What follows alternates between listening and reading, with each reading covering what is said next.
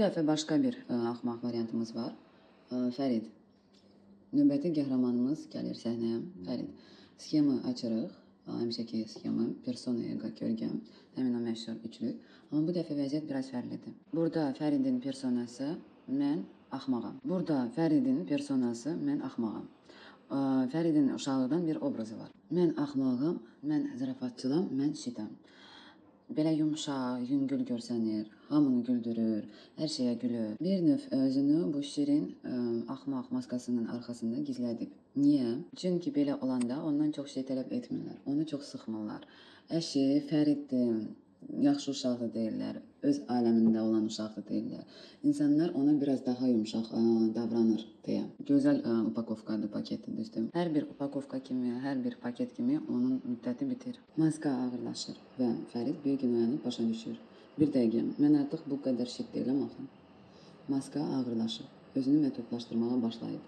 Hətta nəfəs almağa qoymur həmin o maska. Çünki Fərid artıq daha çoxunu istəyir. Amma axmaq personası onu içəridə saxlayır. Bu axmaq personanın, Fəridin axmaq personasının öz qara siyasi var. Fərid özünü axmaq adlandırdığı üçün, например, bu mənlik deyil. Məndə alınmaz, digər insanlar məndən ağıllıdır, mən ciddiyə alınmıram, məndən böyük heç nə çıxmaz, mən zarafatçılamsa deməli şit klonam. Yüksək mövqelər ağıllılar üçündür. Yəni, cəmiyyətdə mənim rolum klon. Bu, onun daxili proqramıdır, uşaqlıqdan. Və sən düşün, insan özünü şit kimi görürsən, hansı zirvəyə çıxa bilər? Heç ara. Çünki utanç, ego və persona birlikdə çığırır, sakit, öz rolundan çıxma. Amma həyat dəyişir və Fərid də dəyişmək istəyir. O bir gün axmaq personasına baxır, görür. Bu artıq işləmir. Mən artıq bundan böyümüşəm. Mən artıq bundan böyüyəm. Gülüş, şutluq, yəni ki, münasibəti artıq onu qane etmir. İstədiyi şeylər artıq axmağın çərçivəsinə sığmır. O daha böyük olmaq istəyir, daha ciddi, daha təsirli, daha dərin, daha yetkin. Amma axmaq personası onu buraxmır. Bəzən bizim içimizdəki ən böyük zindan elə çox şirin göründüyü üçün illərlə sevdiyimiz maskadır. Gəlin indi keçək axmaq tiplərinin ikinci versiyasına. Bu çox maraqlıdır. Birinci versiyada nə idi? Birinci versiyada qorxu var idi ki, mən axmaq görünərəm. Ay mən axmağam, ay mən gülünç görünəcəm, axmaq görünəcəm. Bu birinci versiya idi. İndi isə Fəridimiz var. Fərid kimdir? Fərid özünə mən axmağam deyə böyüyüb. Özü də bunu o qədər səmimi deyib ki, artıq özü də buna inanıb. Və diqqət edin, ən maraqlısı nədir? Bu axmaq onun personasıdır. Yəni bu adam axmaqdır, amma maska kimi. Heç isə tamam başqa şeydir bu insanın. Fərid bu maskanı niyə taxıb? Çünki rahat edir, çünki məsuliyyət yoxdur, çünki heç kim səndən yüksək nəticə gözləmir. Çünki sonuçda axmaqsan da, yəni axmaqdan nə olacaq ki? Heç nə gözləntilər ola bilər ki, heç bir gözlənti. Axmaq maskasını taxanda sən şirinsən, sən milısan, heç kimlə yaraşmırsan, heç kim səninlə yarışmır. Heç kim səni sıxmır. Bu, uşaqlıqdan Fərid üçün bir növ, bir cür müdafiə, qoruyucu bir şeydir. Həyat qarşısında yəni belə dayanırdı ki, əşi, mən elə belə biriyəm. Bu, bir növ müdafiə kimi bir şey, qoruyucu bir şey. Yəni ki, böyüyəndə çevrilir qəfəsə. Maska artıq qorumaq yerinə boğur. Maska bərabərdir persona. Biz persona deyəndə maskanı nəzərdə tuturuq. Maska deyəndə personanı nəzərdə tuturuq. Və bir gün Fərid oturur, öz-özünə deyir. Nəysə, bu axmaqlıq artıq işləmir. Artıq mənə azdır. Mən daha çox istəyirəm. Daha çox şeylər istəyirəm. Bax, bu yerdə oyun başlayır. Fəridin içində nə gizlənir? Bax, diqqət edin. Bu adamın kölgəsi axmaq deyil. Kölgəsində gizlənən, yetkin, ağıllı, strateji düşünən, lider, ciddi, güclü, fokuslu, məsuliyyətli bir adamdır. Və Fərid məhz bundan qorxur. O, axmaq olmaqdan yox, ağıllı olmaqdan qorxur. Çünki ağıllı olmaq artıq oyun deyil. Ağıllı olmaq məsuliyyət, ağıllı olmaq səhnəyə çıxmaq, ağıllı olmaq güc göstərmək, ağıllı olmaq bəzi adamları keçmək, ağıllı olmaq mən bacarıram deməkdir. Bax, ego burada deyir, yo, sən axmaq ol, axmaq olaraq qal, bu təhlükəsizdir. Amma həyat deyir, Fərid, oyandıq. Bir gün adam hiss edir ki, bu maska artıq mənə balaca gəlir, dar gəlir. Mənim potensialım artıq oyanır. Axmaqlıq rahatdır, amma artıq darıxdırıcıdır. Bu bilirsiniz necə hissdir? Elə bir ki, böyümüsən, amma hələ də 36 ölçülü uşaq tuflisi geyinməyə çalışırsan. Başa düşürsünüz, axmaq olmaq rahatdır, amma getmir də artıq. Fəridin yolu necə olacaq? Burada hər şey Aygünün tam tərsidir.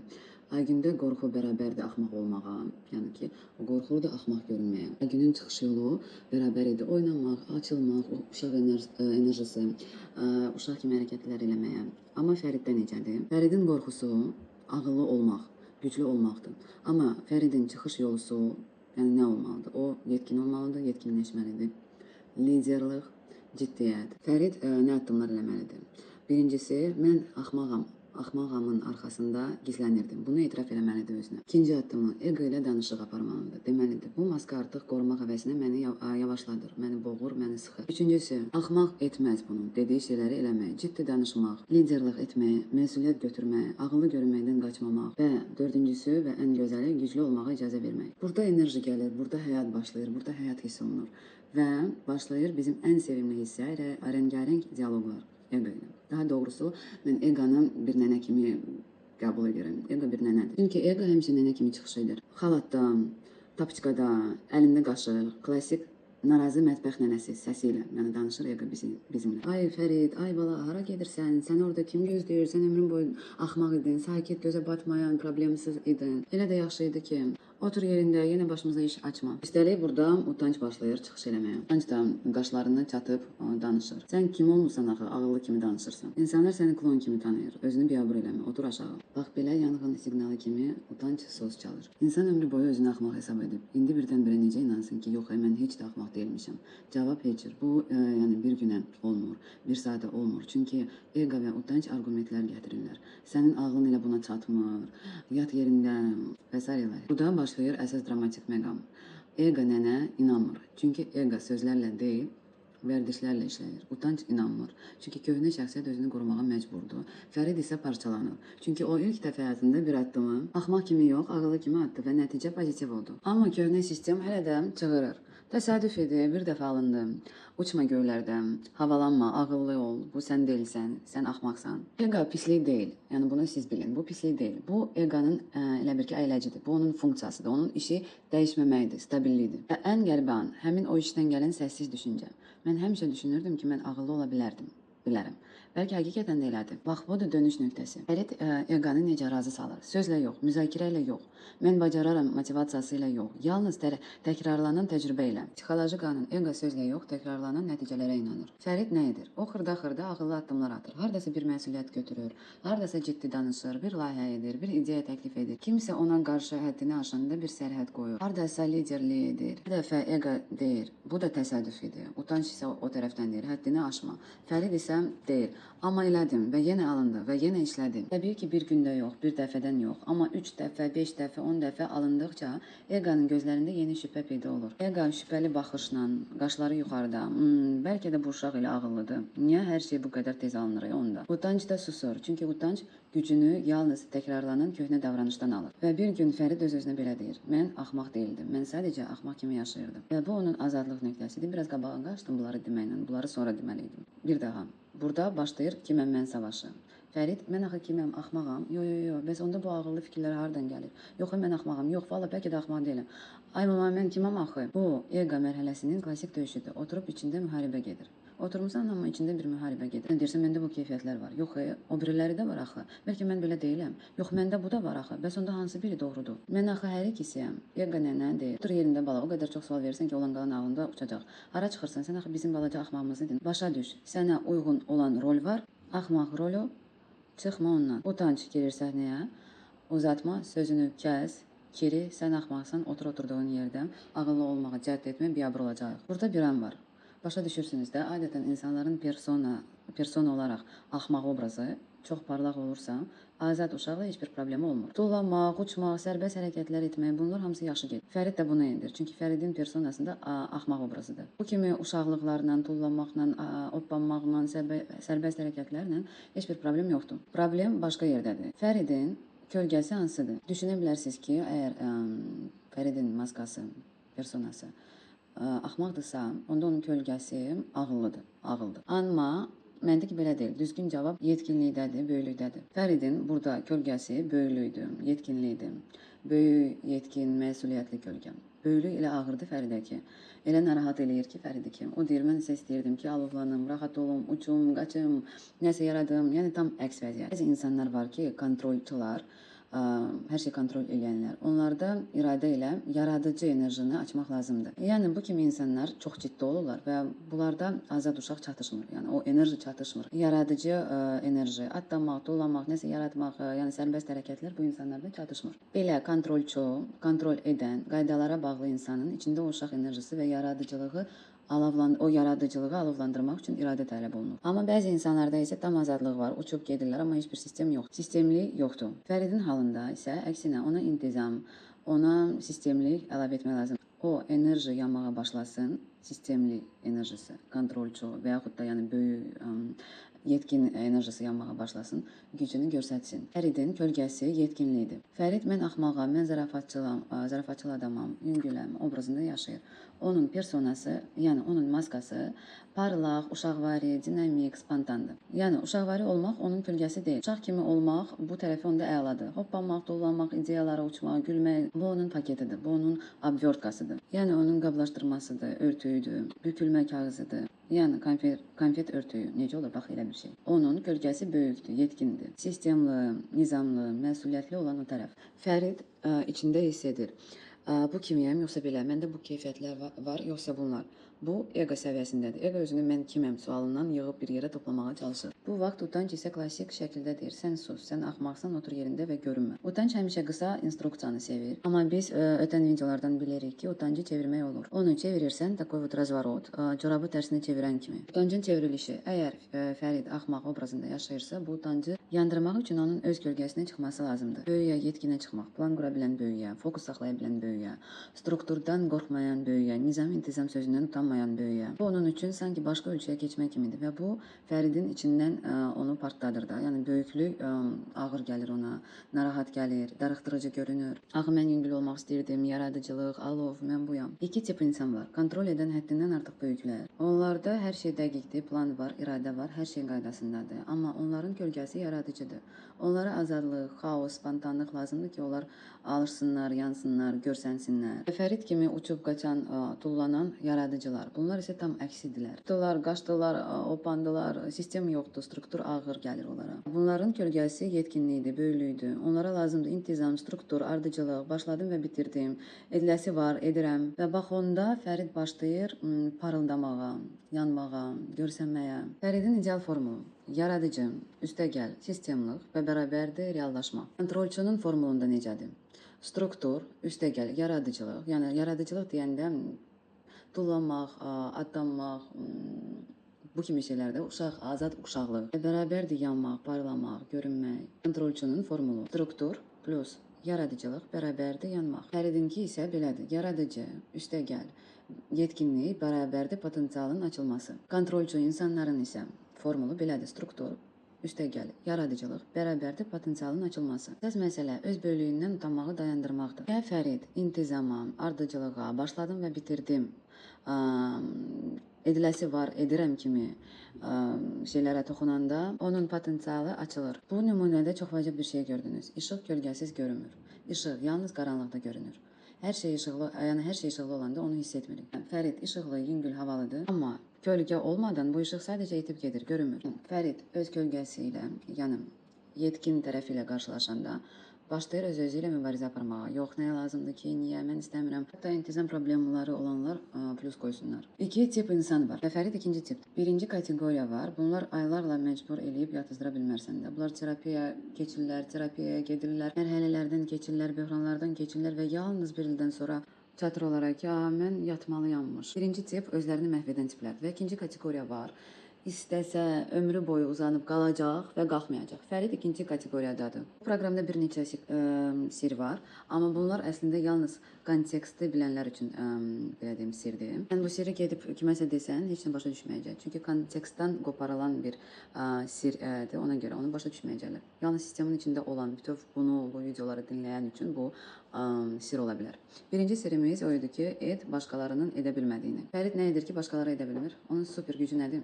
Xaricdən belə görünə bilər, mən axmağam. Amma super gücü axmaqlıq deyil. Axmaqlıq sadəcə qabıqdır. Onun super gücü yüngüllüydür. O yüngüldür. Ağırlıq olmadan hərəkət edə bilir. Öz varlığı ilə atmosferi enerjisini qaldıra bilir. Heç bir təzyiq olmadan axa bilir. Bir sözlə onun yüngüllüyü. Bu, başqalarının bacarmadığı şeydir. Amma super gücü dayaqsız qalanda problemə çevrilir. Yəni, dayaqsız biz nəyə deyirik? Kölgəsiz. Yüngüllük dayaqsız qalanda sərtliyə çevrilir. Sərtlik isə əziyyətə. Sərtlik, yəni mahiyyətə varmamaq, yüngül bir şeydir. Səthi insan, yəni biləm.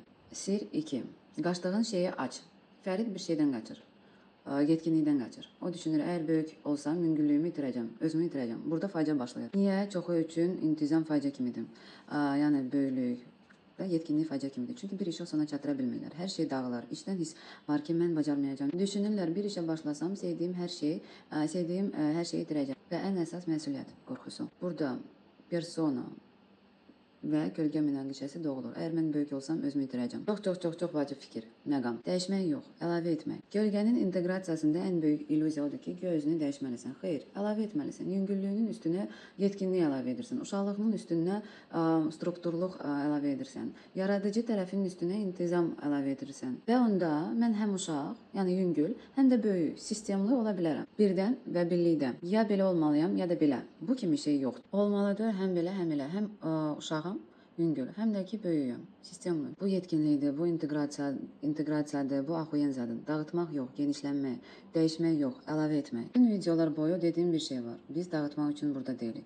Biz personanı ad, başqası ol yanaşmasında deyilik. Biz genişlənmək üçün, əlavə etmək üçün, özünü azaltmaq yox, çoxaltmaq üçün. Dəyişmə, əlavə et, yox etmə, genişlən, daralma, böyü. Mən həm uşaq, həm böyük ola bilərəm. Eyni anda, birlikdə. Kölgə bizə daim ipucu verir. Kölgə həmişə göstərir. Harada genişlənməlisən, harada əlavə etməlisən, nəyi çölə çıxarmalısan. Bu situasiyada personanı saxlayırıq, yəni maskanı qoruyub saxlayırıq, yəni o axmaqlıq maskasını saxlayırıq, kölgəni daxil edirik. Fəridin vəziyyətində axmağı dağıtmaq lazım deyil. Persona qalır. Amma biz böyüyən kölgəsini daxil edirik, yəni yetkin kölgəni daxil edirik, onu qaldırıb çölə çıxarırıq.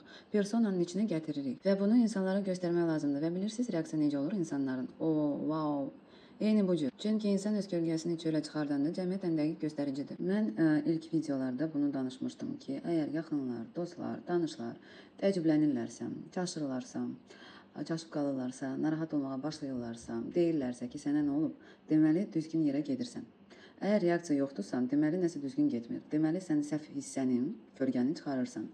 Deməli dəyişən bir şey yoxdur. İnsanlar həmişə dəyişikliyi görürlər. Hətta o açıq görünməsə belə. Biz əvvəllər belə düşünürdük. Böyük olmaq ağırlıdır. Ağrılı yox, ağırdır. Böyük olmaq darıxdırıcıdır. Böyük olmaq çətindir. Böyük olmaq mənlik deyil. Amma indi bu illüziyanı dağıdırsınız. Böyük olmaq möhtəşəmdir. Hətta əla üst dərəcədir. Çünki böyük hər şeyi bacarır. Pul haqqında metafora deyim. Əgər Fəridin pul məsələsi varsa bir şey anlamaq lazımdır. Uşağa verirlər. Böyüyü götürür. Uşağa cib xərci verirlər. Ona ayrılırlar. Ona icazə verilir. Amma böyük kişilər və qadınlar nə qədər istəyirlərsə qazanırlar. İstədiklərini götürürlər, istədiklərini yaradırlar, öz həyatlarını idarə edirlər. Və bütün axmaq hekayəsinin mahiyyəti də budur ki, Fərid axmaq deyil. Sadəcə maskasının bir parçasının girovunda idi. Yetkin insan böyüyü əlavə edəndə yüngüllük yox olmur. Yüngüllük gücə çevrilir. Nömrə 4. Özünü qırma, dəyişmə, dağıtma, əlavə et və genişlən. Özünü qırma, özünü dəyişmə, özünü dağıtma, sadəcə əlavə et. Genişlən, özünü qoru. Kölgənin inteqrasiyasının bütün fəlsəfəsi bu cümlədədir. Özünü qırma, dəyişmə, dağıtma, əlavə et və genişlən. Вот и все. Sən içindəki uşağı atıb, qırıb, böyüyü, yetkinliyi seçmirsən. Böyüklüyü atıb uşağı seçmirsən. Sən daha böyük olursan, hər iki halı özündə saxlayırsan. Çünki uşaq olmaq da olar, böyük olmaq da olar. Eyni anda. Bu ziddiyyət deyil, bu bütövlükdür. Gəlin daha bir sirri qeyd edək, indi şoka düşəcəksiniz. 5-ci sir. Super uğurlu insanlar həmişə bu üçlüyün birliyidir. Başınıza gəldiyiniz bir insanı təsəvvür edin. Kim olur olsun. Mən təsəvvür edirəm. Yaradıcı, yüngül, parlaq, şən, dahiyanə, gözəl və güclü bir şey yaradan, nəticəsi, uğuru, enerjisi var. Təsəvvür etdiniz. Bax, indi əsas hissə. Belə insanlarda həmişə üçlü işləyir. Azad uşaq birincisi. Həmin o yüngüllük, yaradıcılıq, spontanlıq, haydi uçduq enerjisi. İkincisi, böyük, yetkin. Hər şeyi sona çatdıran, qrup yığan, sistem yaradan, vaxt qoyan, addım-addım həyata keçirən, uşağın ideyasını gerçəyə çevirən. Üçüncüsü, qayğıkeş valideyn, daxili dayağı verən, alınacaq, sən bacaracaqsan deyən, icazə verən, daxili təhlükəsizliyi yaradan, öz-özünü sabotajı söndürən. Və bütün seyir buradadır. Uğur bir roldan doğulmur. Bir tək mən beləyəmdən yaranmır. Mən beləyəmdən bundan uğur yaranmır. Uğur birləşmədən doğur. Sənin içində azad uşaq yaradır, yetkin, böyük həyata keçirir və iç valideyn dəstək olur sənə, dəstək çıxır. Budur məsələ. Ən maksimum böyümək istəyirsinizsə, özünüzdə bu üçlüyü qurun. Padetojum. Axmaq və uğursuz kölgəsi necə inteqrasiya olunur? Biz bütün həyatımız boyu düşünürük ki, axmaq olmaq biabırçılıqdır. Uğursuz olmaq faciədir. Amma sonra bac, süjet döngəsi, məlum olur ki, axmaq sənə canlılıq verir, uğursuzluq isə azadlıq. Sən düşünürsən, axmaq bu dəhşətdir. Sonra özünü bir yerdə tutursan ki, içimdəki axmaq hamıdan daha canlıymış. Sən inanmışdın ki, uğursuz ayıbdır.